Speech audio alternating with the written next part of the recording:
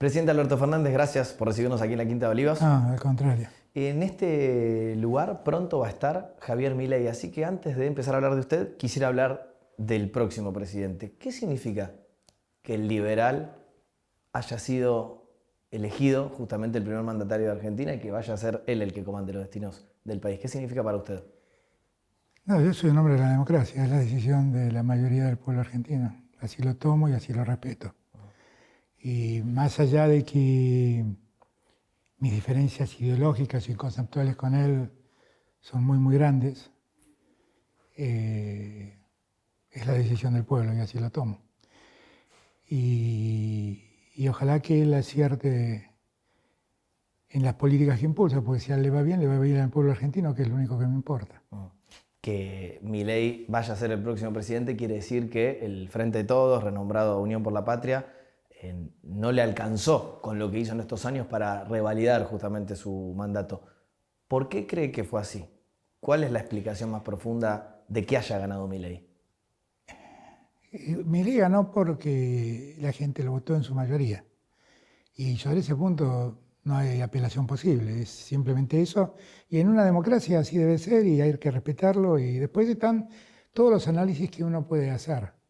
A nosotros nos tocó gobernar en 4 años muy adversos y con un país de una debilidad extrema. O sea, nosotros llegamos al gobierno, no hay que olvidarse, con un país que estaba en recesión, con un país con una caída del consumo muy grande, con un país donde habían cerrado 23.000 pymes, con un país que tenía casi 10 puntos de desocupación, con un país que tenía 54 puntos de inflación, con un país que tenía 150.000 millones de dólares de deuda que a partir de los años siguientes tenía que empezar a pagar y que eran de imposible cumplimiento. Solamente hay que acordarse que en el año 2021 y 2022 la Argentina tenía que pagar casi 40.000 millones de dólares al Fondo Monetario Internacional. Era todo de imposible cumplimiento. En ese contexto empezamos a gobernar y después sucedieron una tras otra lo que yo digo las tragedias de la humanidad. La primera gran tragedia, la pandemia, que afectó a todo el mundo, que se llevó a 15 millones de vidas en el mundo y que en la Argentina tuvimos que enfrentarlas en situaciones también muy adversas, porque la enfrentamos sin crédito, sin recursos, sin un sistema de salud funcionando, porque el gobierno que me precedió hasta había cerrado el Ministerio de Salud,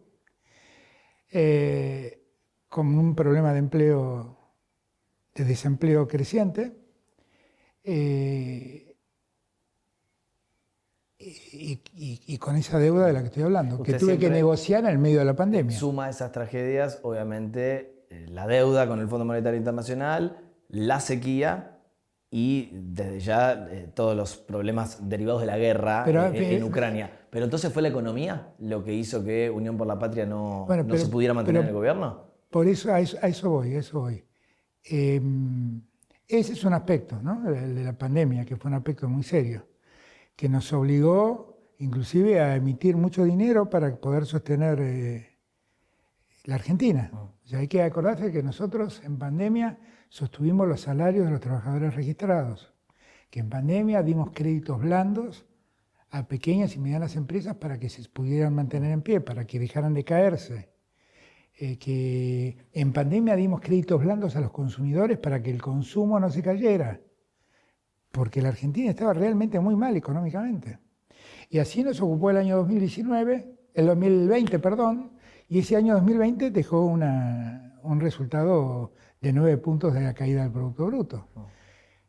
Ahora, a partir del año siguiente empezó una recuperación económica muy fuerte, que nos permitió en el año 2021 y 2022 crecer 16 puntos porcentuales, que no es poco. Pero con una inflación alta y cuando uno analiza el PBI de los últimos 10 años, Argentina está siempre en el mismo lugar. Y ahora voy. Termina la pandemia, empieza la guerra. Cuando empieza la guerra, se disparan los precios de los alimentos y los precios de los combustibles y de la energía. Y la Argentina, que todavía no tenía, porque nadie se había ocupado de hacer el gasoducto Néstor Kirchner, tenía que importar gas, y ahí fue el primer dilema que enfrentamos. El primer dilema era, bueno, ¿qué hacemos? ¿Importamos gas y usamos las reservas o no importamos y paramos la economía? No, importamos gas, usamos las reservas y que la economía siga creciendo. Y así lo hicimos. Y ese año de la guerra, la Argentina creció 5,5% Pero usted en se su da cuenta economía. que hay algo de lo macro que en la micro no se entendió, que a fin de cuentas la gente habrá votado pensando en cómo están los valores en Pero mercado de barrio. pero lo que pasa es que me parece que el tema inflacionario, que es un tema que data de hace mucho tiempo, exige toda esta explicación. Pasa la guerra y viene la sequía, la mayor sequía en los últimos 100 años, que la priva a la Argentina de 23.000 millones de dólares de ingresos. Y ahí sí, la conjunción fue perfecta, porque se nos cayeron las reservas, el dólar se volvió un valor escaso, como el dólar se volvió un bien escaso, perdón, el valor trepó, y en la Argentina, esto no pasa en todo el mundo, cuando el dólar crece, todos los precios se corrigen a la par del dólar. Lo que pasa es que planteado así, presidente, pareciera ser que Argentina solo tuvo mala suerte y no impericia gubernamental de todos los actores, por supuesto. No, es que a mí me parece que tuvo una dosis de suerte negativa muy, muy alta. Y yo pregunto, bueno, tal vez la pericia gubernamental decía que era mejor parar la economía en vez de importar gas. No sé, puede ser. Puede ser.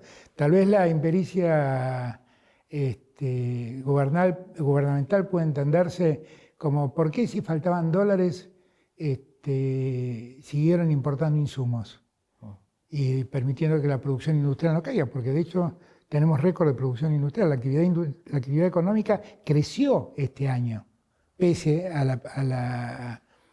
la sequía. Bueno, claro, son los dilemas que uno enfrenta. Tal vez quien me suceda hubiera dicho, no, bueno, miren, frente a la pandemia no emitamos, porque la emisión genera, genera inflación. Y la verdad no construyamos hospitales porque eso genera déficit. Y la mejor hubiera dicho, no pongamos 4.000 camas de terapia intensiva porque igual que se mueran los que se tengan que morir, como alguien me dijo.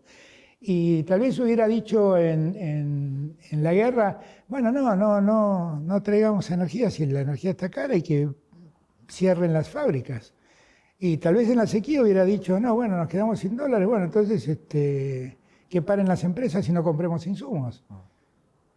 Son definiciones que tienen que ver con una ideología. Nosotros siempre apostamos a la producción y el trabajo.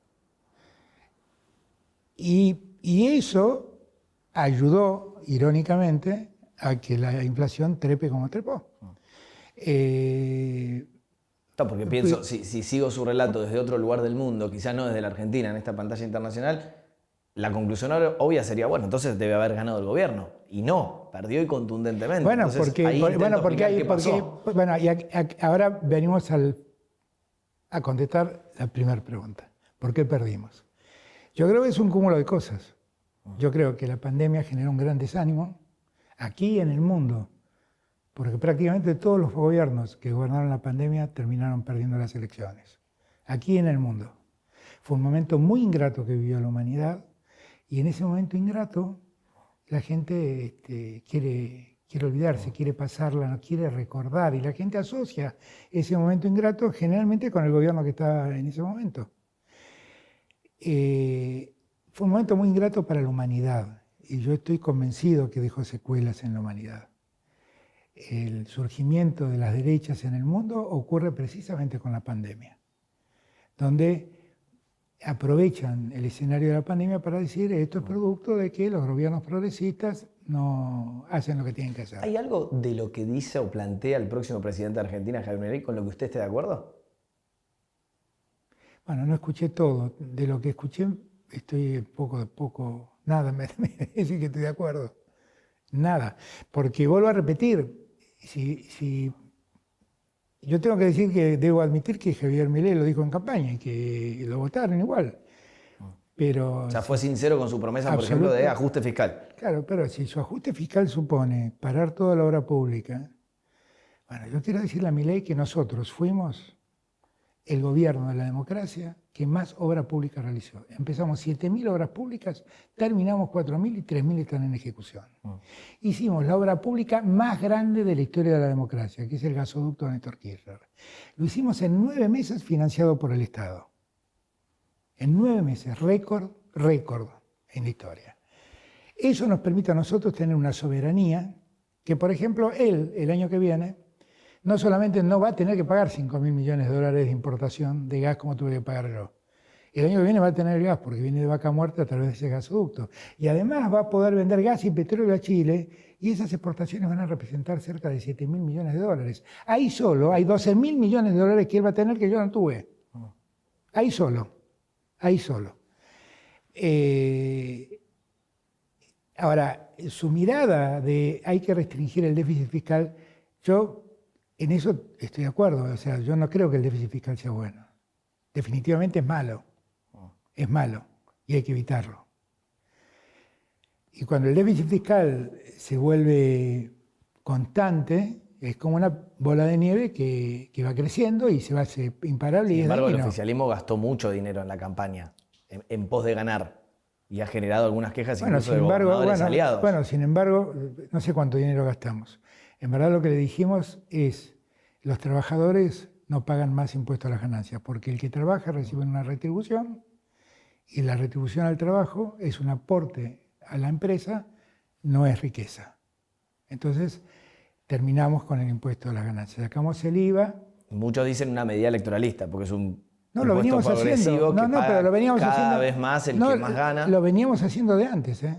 Lo veníamos haciendo de antes. Obviamente, el que más gana tiene que pagar más. Claro que es así. Eso es un modelo progresivo. Y lo que hicimos fue ir bajando de ganancias a los salarios más bajos. Macri lo prometió en campaña, ganó con eso y nunca lo hizo. Nosotros no lo prometimos y lo hicimos. Hoy solamente el 2% de los asalariados pagan ganancias. El 2% de los asalariados. Entonces, y más de 2 millones dejaron de pagar. Entonces, ¿esa medida es electoralista? No, esa medida correspondía. Esa medida simplemente correspondía. Yo traje para dialogar como disparadores algunas fotos. Esta es su asunción. Sí.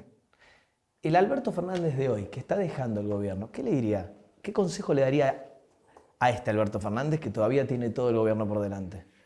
Yo te lo contesto, pero me gustaría dejarte un detalle antes de terminar.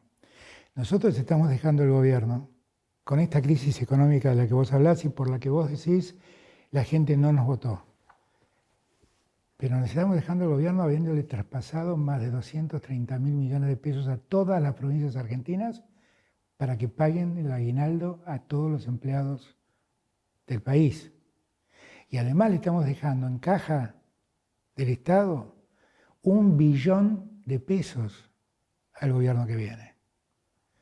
Porque todos estos son datos. Yo siempre fui enemigo de los relatos y por eso muchos me dicen, no, vos debiste haber construido un relato de lo que hiciste. Y a mí no me gusta porque el relato tiene una parte ficcional. Todo esto que estoy diciendo son datos. Son datos. Está bien, obviamente cualquier persona podría responderle con otros datos como la inflación, como la pobreza, como la bola del elite. Pero si yo no lo estoy negando. No, que quizás anula esos méritos. No, pero yo no lo estoy negando. Que usted está no lo estoy negando. Lo que sí digo es que con inflación, con el LELIQ y con no sé qué. Pobreza, la Argentina hoy tiene 37 meses consecutivos de empleo registrado, de creación de empleo registrado. 1,5 millones de nuevos puestos de trabajo. Esos son datos. Y ocurren en simultáneo con esto que estamos hablando. Y que hay inflación, pero jamás interviene para que las paritarias se cierren. Y las negociaciones paritarias siempre funcionaron. Entonces, el dato de inflación es un dato. Y claro que a la gente le duele y claro que castiga el bolsillo de los que trabajan. Y te contesto la pregunta, porque si no, no va a quedar sin contestar. Ese Alberto Fernández venía con una ilusión que era terminar con la grieta. Y no pudo. No pudo. Y la verdad es que eso es una gran frustración para mí. Que no hayamos podido poner a todo el pueblo argentino en la senda de crecimiento, en la senda del trabajo, en la senda de la producción, en la senda de la enseñanza del valor de la educación pública, del valor de la salud pública, y que dejemos de discutir cosas para la gente pueriles que realmente dividen mucho a la sociedad. Ese pesar me queda, no haber podido terminar con la grieta. Hablando de grieta, usted dijo, y se escuchó mucho aquí en la República Argentina, pero también en la región, en el mundo, nunca más me voy a pelear con Cristina Fernández de Kirchner. Y de hecho tengo una foto que marca cuando, bastante al inicio del gobierno, terminaron peleados. Eso es en los 100 años de YPF, después del 2021. Pero desde el inicio esa relación no fluyó. ¿Qué pasó? No, evidentemente ahí algo falló, pero yo no me peleé con Cristina. Yo no me peleé con Cristina. ¿Ella se peleó con usted? No, yo creo que tenemos diferencias y que el problema es que nosotros planteamos las diferencias y tal vez somos más vehementes que otros. Pero yo no me peleé con Cristina. Nunca tuve un juicio adverso hacia ella ni nada. Sí, está claro, tenemos miradas diferentes. Las tuvimos y las tenemos, claramente. Pero eso no quiere decir que nos hayamos peleado. Y además yo creo que este es el momento en donde el peronismo tiene que plantearse un debate interno para preservar la unidad y para dejar de ser una confederación de partidos provinciales y vecinalistas y hacer el partido nacional con el que Perón nos enseñó que teníamos que trabajar. Y allí no sobra nadie. Así que yo en estos años, yo no me peleé con Cristina. Yo no me peleé ni con Cristina. Kirchner decía que usted tenía funcionarios que no funcionaban. Y esto era público, delante de un micrófono, no en estas oficinas de manera privada. No importa, ella que lo diga. Yo y yo la respeto. Creo que está equivocada. ¿Qué sé yo? Quiero ir a un momento clave y creo que no le han preguntado hasta acá al respecto. Perdón, hay un dato. Cristina piensa eso y lo dice, ¿no? Y yo siempre dije, bueno, es lo que piensa Cristina. En el gobierno que me va a suceder, se han dicho cosas terribles. Y cada vez que uno le dice, pero mira que tu canciller dijo tal cosa o que tal funcionario dijo tal otra, la respuesta es, bueno, pero nosotros somos libertarios, entonces aquí cada uno dice lo que quiere y piensa y no hay problema. No, miramos todo con la misma vara, ¿ok? Bueno, Cristina piensa eso, y está bien, qué sé yo. Y yo creo que piensa de buena fe eso. Creo que se equivocó, no comparto lo que piensa. Yo creo que he tenido un equipo de funcionarios realmente formidable, que hemos trabajado mucho, honestamente, que logramos muchas cosas y que nos quedaron muchas cosas sin poder lograr. Hubo un momento clave de su gobierno en el que, con Guado de Pedro a la cabeza, pero también otros ministros que respondían a Cristina Fernández de Kirchner, lideraron una iniciativa de presentarle la renuncia. ¿Por qué, presidente Alberto Fernández, usted no le aceptó la renuncia a Guado de Pedro y a esos ministros? Porque lo que era más importante para mí era preservar la unidad del espacio. Yo quiero aclarar una cosa. Los medios hablaron de ese modo, pero la realidad es que las renuncias que se presentaron, que fueron muy poquitas, 4 o 5, lo que decían era: presentamos la renuncia para que el presidente, después de la derrota electoral del 2021, reconsidere rearmar el gobierno. No fueron renuncias indeclinables, no fueron renuncias prepotentes, tuvieron ese sentido. Y yo, la verdad es que preferí preservar la unidad, porque sí temí que aceptar esas renuncias podía significar una ruptura definitiva del Frente de Todos. Y yo tenía una obligación, antes que nada, que es gobernar el país hasta el año... ¿Lo pensó, lo meditó? Porque yo he hablado con dirigentes que hoy siguen pensando que ese hubiera sido un inicio de su propio gobierno. Eso es contrafáctico, porque es posible que sí, no digo que no. Pero también es muy posible que se hubiera roto y hubiéramos tenido 2 años de ingobernabilidad en Argentina. Hoy no se arrepiente de esa decisión. De no haberle aceptado, por ejemplo, al ministro del Interior la renuncia. Yo arrepentirme de mantener la unidad del peronismo, jamás me voy a arrepentir de mantener la unidad del peronismo. Jamás. No me pidan que me arrepienta de eso. Jamás me voy a arrepentir de eso. Aunque eso significa un costo personal para mí. Porque tu planteo es, hay una pregunta implícita, ¿sos consciente que pagaste un costo personal por esto?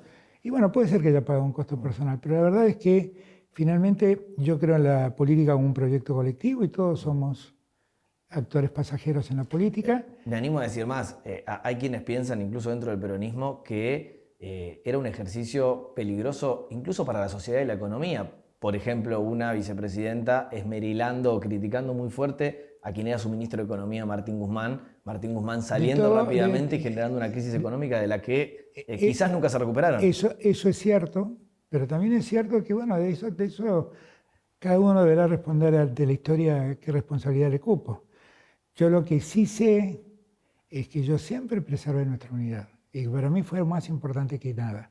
Y que era muy consciente que nuestra ruptura hubiera hecho ingobernable el país. Pero ¿sabe lo que me llama la atención? Que usted mantuvo la unidad, según sus propias palabras, y sin embargo hoy en el gobierno nadie es amigo de nadie. No es así. Si usted me dice mantuvo la unidad, pero no hoy se no. van nos vamos con el 45%, como un espacio espalda contra espalda, nos vamos con el 45% de los votos. No es así. No es así. Y no nos alcanzó, claramente no nos alcanzó. Pero no es así. Yo creo que estamos en un momento de reflexión, donde todo esto que está preguntando lo estamos pensando. Porque no es que se lo digo tenemos... con respeto, pero no se ve el peronismo unido. Es más, tengo mis dudas de que usted vuelva a hablar alguna vez en la vida con Cristina Fernández de Kirchner. Pero es que no es importante si yo vuelvo a hablar con Cristina o no. Es importante si en el peronismo nosotros nos damos un debate para definir lo que queremos hacer. Hemos sido de todo en el peronismo. Hemos sido conservadores con Luder. Hemos sido neoliberales con Menem. Hemos sido conservadores populares con Duhalde. Hemos sido progresistas con los Kirchner y conmigo. ¿Qué es el peronismo? No sé si está criticando o ¿Qué es elogiando al peronismo. No, es lo que somos. Porque yo no soy peronista de los que se hacen cargo de una parte. Yo me hago cargo de todo el peronismo. De todo, de sus aciertos y de sus errores. Me hago cargo de todo. Ahora, creo que tras la muerte de Perón nos debemos un debate, porque nosotros nacimos en un partido que fundó un personaje único e irrepetible que se llamó Juan Perón, que fue un enorme caudillo, que supo contenernos a todos, a los que pensábamos tan distintos. Y muerto Perón, el peronismo una y otra vez trató de buscar el Perón de reemplazo, y no hay un Perón de reemplazo. Y como Perón era mucho más inteligente que todos nosotros juntos, nos dijo, miren muchachos, la organización vence al tiempo, el tiempo me va a vencer a mí, yo me voy a morir, organícense. Y lo que nos estaba diciendo es, dense una democracia para saber quiénes son mis sucesores, quiénes siguen mi tarea. Y nosotros eso no lo hemos hecho adecuadamente. Y eso es lo que creo que ha llegado la hora de resolver. O sea, yo no quiero ser parte del peronismo que puede mirar con simpatía a un gobierno de extrema derecha como el que me va a suceder. No quiero, eso no es el peronismo, pero a mi juicio. Mi punto, que es que no pareciera igual el peronismo estar unido, pese a su decisión de, citando sus palabras, intentar mantenerlo unido. No, el peronismo está unido en la diversidad que tenemos. Lo que sí no hemos logrado es una unidad de criterio, pero el peronismo está unido en la diversidad que tenemos. Eso es así, si no, otro hubiera sido el resultado. Después de la salida de Martín Guzmán, su ex ministro de Economía, y del interinato de Silvina Batakis, llegó esta otra foto. Sergio Massa, sí, que en el último tiempo no solo fue el candidato del oficialismo, sino que algunos decían que había sido una suerte de presidente en la sombra. ¿Fue así? ¿Usted por qué se corrió del foco de la escena? No fue así. Yo interpreté, cuando resolvimos que Sergio sea el candidato de la unidad, yo resolví darle a él el protagonismo que necesitaba un candidato. Y lo acordé con él. Yo no le voy a reclamar a él lo que yo acordé con él. Pero todas las medidas que se tomaron fueron medidas que firmé yo y que previamente habló conmigo y que previamente yo estuve de acuerdo. Por eso, esa idea de que dijeran, ¿dónde está Alberto? ¿Está desaparecido? ¿Dónde está? Lo escuchó eso, por supuesto. Sí, obviamente, si todos los medios se encargaron de escribirlo, porque todos los medios estaban en contra nuestro. Está clarísimo que es así. Pero la realidad es que no tengo nada que reclamarle a Sergio. Sergio hizo una gran campaña, hizo un enorme esfuerzo, y lo que hizo, lo hizo en acuerdo conmigo. ¿Usted pensó realmente en presentarse a la reelección? ¿En algún momento lo meditó? En algún momento lo pensé por pedido de los compañeros. Yo quiero aclarar que yo siempre estuve en contra de las reelecciones. Para mí fue una mala idea de la Constitución del 94 haber puesto la reelección. la sacaría eventualmente? Yo definitivamente cambiaría el sistema. También terminaría con las elecciones intermedias. También haría un sistema para que simplifiquemos el sistema electoral argentino. Alguien me dijo ayer que en mi mandato tuve 30 y pico de elecciones. Claro, es muy difícil gobernar con un sistema así. ¿Extendería también el periodo presidencial 6 años No, como antes? yo no sé, yo haría algo parecido a lo que hacen los uruguayos, que es que llega el presidente con un grupo de diputados y senadores y se quedan 5 años y se van todos juntos. Y no hay interferencias ni disputas electorales en el medio que realmente hacen más difícil la elección. Y no tienen reelección. Y no tienen reelección. Y yo creo que la no reelección es muy valiosa porque permite el recambio dirigencial. Y yo creo francamente en eso. Quiero aclarar que yo renuncié en el año 95 al gobierno de Menem y uno de los argumentos que explicité fue ese, que yo no estoy de acuerdo con las reelecciones. Antes de pasar a la agenda internacional, no quiero dejar de preguntarle cuál cree que fue su principal acierto y su principal error en este gobierno que termina. Es una pregunta que todos me hacen y me parece tan antipática porque me pone en un lugar incómodo. Seguramente cometí muchos errores, muchos. Y la realidad es que los cometí honestamente, creyendo estar haciendo lo correcto. Me atribuyen errores que para mí son aciertos.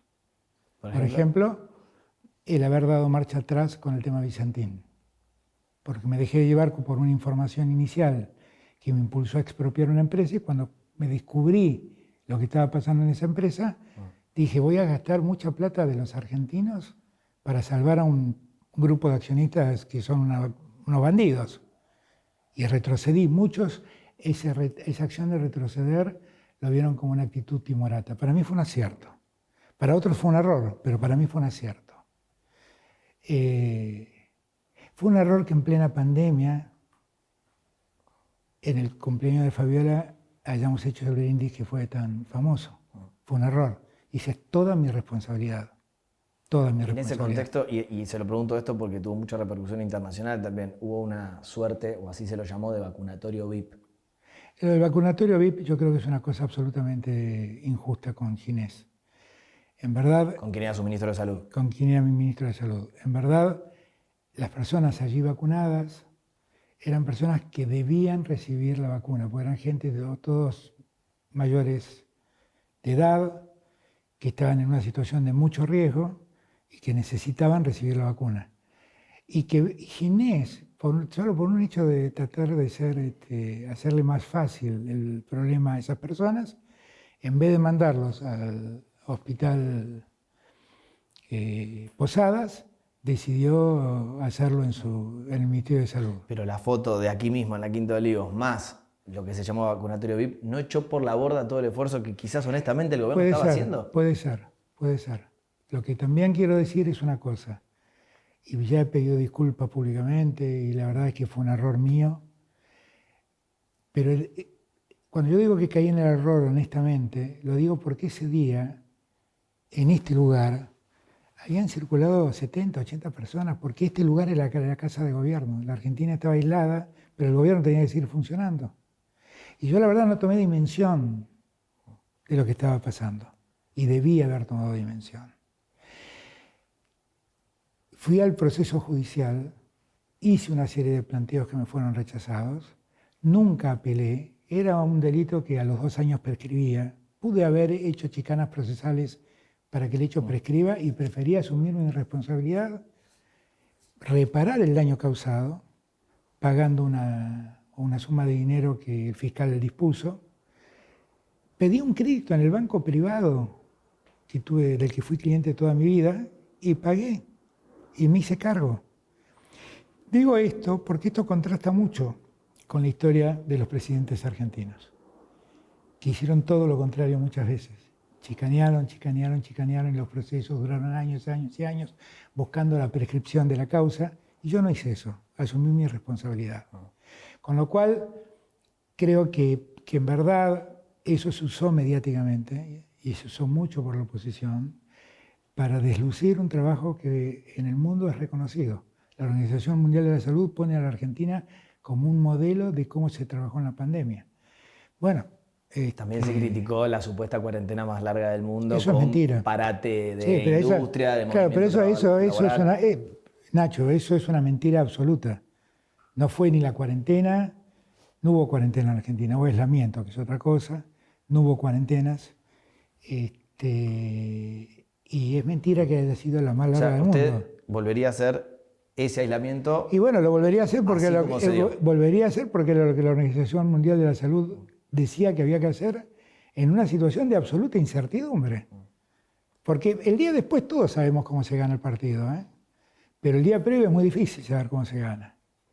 Y cuando pasó la pandemia fue un hecho horrible que no se lo decía a nadie, y menos gobernando, porque era caminar en un pantano. Nadie te decía qué tenías que hacer. Nadie sabía lo que había que hacer. Yo me acuerdo que la llamé a Merkel, que ya llevaba un mes de pandemia cuando llegó a la Argentina, y Merkel me dijo, mire, esto es un problema, se ha desatado un problema enorme. Lo único que le puedo recomendar es lo que me recomiendan a mí. ¿Qué le recomiendan?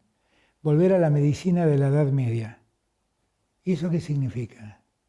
Que nos aislemos todos porque este es un virus que en cuanto uno ve al otro, el traspaso es mortal.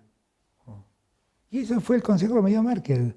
Y ese consejo me dieron todos los infectólogos, porque yo soy un abogado, yo no conozco del tema. Y armé un grupo de infectólogos, los más importantes de la Argentina, de Sudamérica. Estaba la presidenta de la Organización Panamericana de la Salud, y todos me recomendaron eso. No es que yo, porque si no parece que yo tuve un capricho que fue encerrar a los argentinos. Si sigo esa línea de los gobiernos cuidando a su población en uno de los periodos más oscuros de la historia, que es la pandemia, ¿por qué hay una suerte de nueva oleada de derechas en distintos puntos del globo? Y porque la derecha usó eso como una restricción a la libertad. Hay que acordarse. Pero la derecha nació quemando barbijos, diciendo que las vacunas eran un negocio de Bill Gates. Así nació la derecha, en todo el mundo. Así nació. Aquí daban vuelta en auto y decían que éramos el gobierno de la infectadura. Y decíamos que éramos unos dictadores porque cuidábamos la salud de la gente. Empezamos... Bueno, la gente con algo conectó porque, por ejemplo, aquí ganó Javier Milei. Y sí, por eso digo que algo alteró a la gente. Sí, por eso algo alteró a la gente. ¿Qué relación queda hoy entre Argentina y Estados Unidos y qué se imagina de nuestra relación ahora con Javier Milei presidente? Bueno, no lo tengo muy en claro porque Milei se presenta como un trumpista, como un hombre cercano a Trump. Yo tuve una muy buena relación con el gobierno de Biden, tengo mucho respeto por el presidente Biden. Cuando necesitamos ayuda del presidente Biden, la tuvimos en la negociación con el fondo. Le ha tocado un tiempo muy difícil.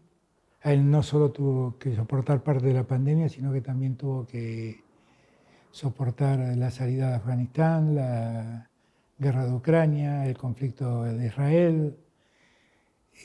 Tengo mucho respeto por él y yo creo que Argentina tiene que tener con los Estados Unidos una relación madura, de respeto, y tratar de cooperar en lo que podemos cooperar. ¿Debería el Fondo Monetario Internacional renegociar una vez más el acuerdo que tiene con Argentina? Sí, porque hay un artículo que yo hice incorporar en el acuerdo que dice que cuando la situación económica se altera por razones no atribuibles a las políticas del gobierno, el acuerdo debe ser revisado. Y la verdad que nosotros soportamos la guerra, que alteró nuestras importaciones de gas, y después la sequía, que nos privó de casi un 25% de nuestras exportaciones.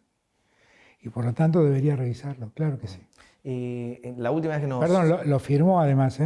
Es más, en ese artículo, que es el artículo 11, si no me equivoco, yo escribí el primer párrafo y Cristalina hizo un segundo párrafo donde dice que debe entenderse que estas situaciones de excepción incluyen a los hechos que se produzcan como consecuencia de la crisis climática, la sequía.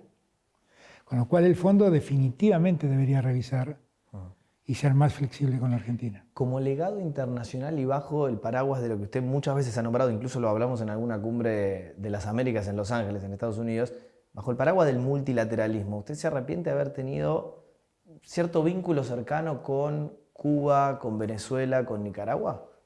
Con Nicaragua no tuve ningún vínculo. No me pongan a mí en el mismo paquete que ponen los cubanos que viven en Miami. A ese país lo separa. Yo con Nicaragua no tuve ningún vínculo. Es más, retiré embajadores en su momento. No, con Nicaragua no tuve ningún vínculo. ¿Y con Cuba y Venezuela? Con Cuba y Venezuela fui solidario y sigo siendo solidario por el bloqueo económico que padecen. Porque yo creo que los bloqueos económicos no castigan a gobiernos, castigan a pueblos. Y los cubanos que se quieren ir de Cuba, se quieren ir porque no se puede vivir en Cuba. Y entre otras cosas no se puede vivir en Cuba por el bloqueo. Y los venezolanos que emigraron de Venezuela, emigraron porque no se puede vivir en Venezuela. Y entre otras cosas no se puede vivir en Venezuela por el bloqueo. Y lo que tenemos que hacer en todo caso, si en Venezuela la convivencia democrática está afectada, es hacer lo que yo hice. Sentar a las partes de Venezuela a que dialoguen y encuentren una salida democrática. Y yo lo hice. Lo hice en el grupo de contacto, lo hice con México, lo hice con Macron, lo hice con Petro. ¿Y se imagina que esto puede seguir? Porque viene un gobierno que hasta hace instantes decía que no iba a tener relación con Brasil y con China, por ejemplo. Bueno, no sé, yo hablando puntualmente del tema de Venezuela, yo quiero que Venezuela tenga unas elecciones gubernamentales generales para el gobierno nacional limpias, transparentes y que gane el que tenga que ganar. En Venezuela se eligen primero los alcaldes, después los gobernadores, y la verdad es que la oposición ganó muchos lugares, con lo cual evidentemente el proceso electoral fue transparente y nadie se quejó del proceso electoral. Pero insisto con esto, ¿se podrá mantener el multilateralismo en un gobierno de Javier Milei? Yo cuando hablé con él, que hablé de muy buen modo y fue una reunión definitivamente tranquila, sin malos momentos. Yo le expliqué a él la importancia del multilateralismo. Se lo expliqué. ¿Entendió?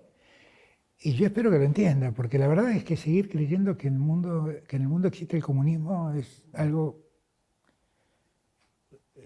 casi ridículo. El O sea, ¿cree no que no va a más. terminar rompiendo las relaciones con China, por ejemplo?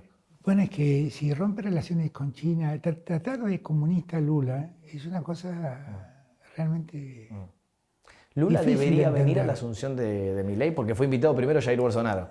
Bueno, yo no sé, eso es un problema de Lula. Todos saben mi amistad con Lula, mi cariño con Lula. Es una amistad personal, tengo un vínculo personal con él y por lo tanto no voy a opinar porque es una decisión de él. ¿Por qué Alberto Fernández no fue finalmente a ver al Papa antes de terminar su mandato? Porque tenía el tema de la transición y el Papa justo fue internado el fin de semana previo y decidí postergarlo, inclusive se lo comuniqué a él. Le dije, vamos a esperar después del diciembre, si yo lo único que quiero es saludarlo, darle un abrazo, agradecerle todo lo que hizo por Argentina. El Papa hizo mucho por Argentina en silencio. Y yo quiero quiero que lo sepan los argentinos. Y quiero yo agradecérselo personalmente. Y quedamos que después del 10 de diciembre lo iba a ver como alguien que lo quiere, lo respeta y lo reconoce como el principal líder moral del mundo. ¿Lo sorprendió que lo haya llamado el Papa Francisco a Javier Milei después de haberlo llamado el representante del maligno en la tierra? Lo conozco al Papa, tiene una grandeza enorme. O sea, que no lo sorprendió. No. Tiene una enorme grandeza el Papa. Pues vuelvo a repetir, para mí es el líder moral más importante que tiene el mundo, con lo cual no me sorprendió. ¿Qué viene para su futuro y cómo cree que lo van a recordar los famosos libros de historia que tanto citamos todos? No sé. Yo lo que quiero es que me recuerden como un presidente que dejó todo y no se llevó nada. Que dejó todo su esfuerzo, todas sus ganas, toda su convicción aquí adentro, que trabajó realmente en favor de los que menos tienen, que se va con la tranquilidad de no haber tomado una sola medida en perjuicio de los que menos tienen y en perjuicio de los que trabajan, que me voy con el mismo patrimonio con el que entré. ¿Sabe que cuando dice eso, no puedo no vincularlo con un tiro por elevación a Cristina Fernández de Kirchner? No, también puedo estar hablando de quien hizo un fondo ciego que nunca mostró, que se llama Mauricio Macri. Bueno, pero en todo caso la incluye. Bueno, la Argentina ha tenido una historia de corrupción, que no empezó con Cristina, empezó mucho antes. Entonces, no sé, no lo estoy diciendo por ella. Lo que estoy diciendo sí es que me parece que es algo que la Argentina debe poner en valor, que es la honestidad de gobernar. Y me quedo con la tranquilidad de haber puesto todo de mí. Vuelvo a repetir eso, de haber puesto todo de mí.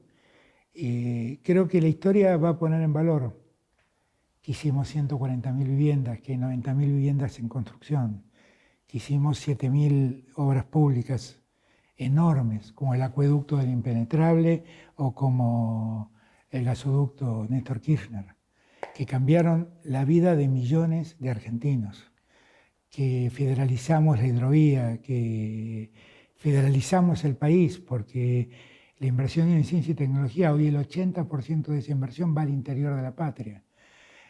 Creo que la gente con el tiempo, cuando pase el momento de tener tan presente la pandemia, que fue un momento trágico, podrá poner en dimensión muchas de las cosas que hicimos. Lo último, y podrá perdonar nuestros errores que cometimos honestamente. ¿En el futuro va a vivir en la República Argentina o en España? No, yo voy a vivir en Argentina. Cuando yo decidí no competir por la reelección, yo quiero decir que antes de ser presidente, 10 años di clases en España. Entonces, algunas de las universidades donde di clases se contactaron conmigo y me dijeron, nos gustaría que estés acá. Y lo que estoy pensando es tomar unos meses, descansar unos meses en España, empezar una tarea académica y otras cosas que me han ofrecido, editoriales, productoras, empezarlas. Pero yo de la Argentina no me voy a ir nunca, este es mi país, lo amo, no sé cómo vivir en otro país, no me lo imagino. Soy de esos turistas que se van un mes y a los 10 días extrañan Argentina. Presidente, muchísimas gracias por este tiempo. Al contrario, Nacho, gracias.